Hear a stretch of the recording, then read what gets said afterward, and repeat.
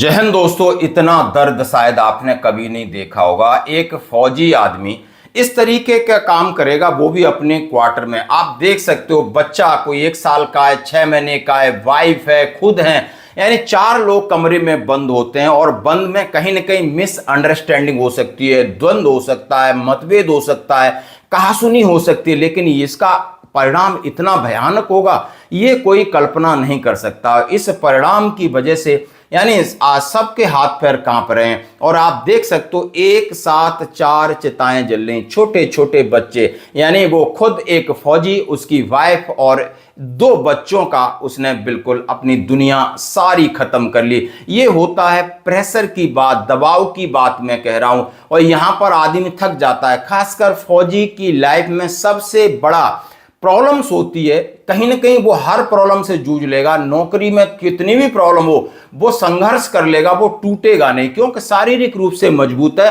और फौज में मैक्सिमम चीजें शरीर से चलती हैं और शरीर को फिट बनाया जाता है, उतना खाना पीना मिलता है, हमें एक्सरसाइज होती है, ट्रेनिंग होती है, उस काम को कर लेते हैं। भले सामने से गोली आ रही है, हमारे गोली लग जाएगी तब भी हमें कोई दिक्कत नहीं है, लेकिन हमारा दिमाग सही होना चाहिए। और ये दिमाग से जी लड़ाई है, वो पारिवारिक कलेश बोलते हैं, कलह और कलेश होती है। यानी कहीं किसी से भी और पड़ोसी से लड़ाई है, जमीन की लड़ाई है, वो लड़ लेगा, न्यायालय में लड़ेगा या हाथ पैर से भी लड़ लेगा, लड़ना हमारा काम है, कोई दिक्कत नहीं। लेकिन धर्म पत्नी से नहीं लड़ सकता, बिल्कुल नहीं लड़ सकता। फौजी आदमी 99.9% उसका जो पूरा दिमाग और पूरा फोकस होता है, जहां वो उम्मीद करता है कि मैं मेंटली उस शरीर से रिलैक्स हूंगा तो मैं अपनी वाइफ के पास जाके वाइफ से बात करके, यानी हमारे किस्मत में ये भी नहीं होता है कि हम वाइफ से 365 दिन मिल पाएं, मुश्किल से 2 या 3 महीने छुट्टी मिलती है। लेकिन हमारा सुकून होता है कि जब समय मिले हम एक अच्छी सी चैट कर लें, अच्छी सी वीडियो कॉल कर लें, अच्छी सी बात कर लें, अपने बच्चे को देख लें।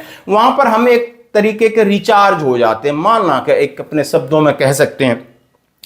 और जब सुकून का समय होता है और वहां कहीं कलेश पैदा हो जाता है तो बड़ा मुश्किल होता है। आजकल ऐसा ही मैक्सिमम बहुत सारे मतलब कहीं ना कहीं ऐसे केस आते हैं। अभी मेरे पास 4-5 केस हैं, पिछले सप्ताह में भी थे, इस सप्ताह भी केस है। अब इसकी बात कर ले। ये झुंझुनू के ककराना में पसरा मातम। नौसेना जवान पूर्णमल मेहरा पत्नी और 2 बच्चों की मुंबई क्वार्टर में, आप समझ सकते हो।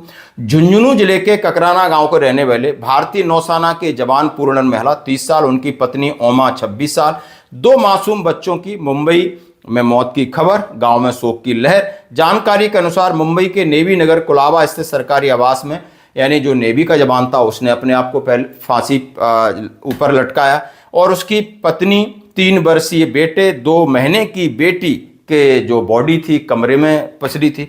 मुंबई पुलिस की प्रारंभिक जांच में पत्नी बच्चों को, यानी उसने खुद कुछ खिला पिला दिया होगा, यानी खत्म करने के लिए, उसके बाद खुद अपनी भी दुनिया खत्म कर ली। कोई नोट वगैरह नहीं है। पुलिस को पता है ये पारिवारिक विवाद है, मानसिक तनाव सहित सभी संभावित पहलुओं की जांच की जा रही। परिजनों के अनुसार पिछले 3 दिनों से पूर्णमल कोई फोन रिसीव नहीं कर रहे थे। इसके बाद छोटे भाई मुकेश कुमार ने नौसेना अधिकारियों को इसकी सूचना दी। शनिवार रात परिवार को मतलब आप समझ सकते हो, उनके बीच में एक इशू, टेंशन चल रही थी वाइफ और हस्बैंड में। अब वाइफ और हस्बैंड में टेंशन चल रही, लेकिन आपके पास 2 बच्चे भी हैं, आखिर इनका क्या कसूर था। अब 2015 में भर्ती हुए थे। 2020 में सीकर जिले के खंडेला निवासी ओमा से उनकी शादी हुई। 3 भाइयों में दूसरे नंबर पर थे, बड़े भाई भी सेना में कार्यरत हैं।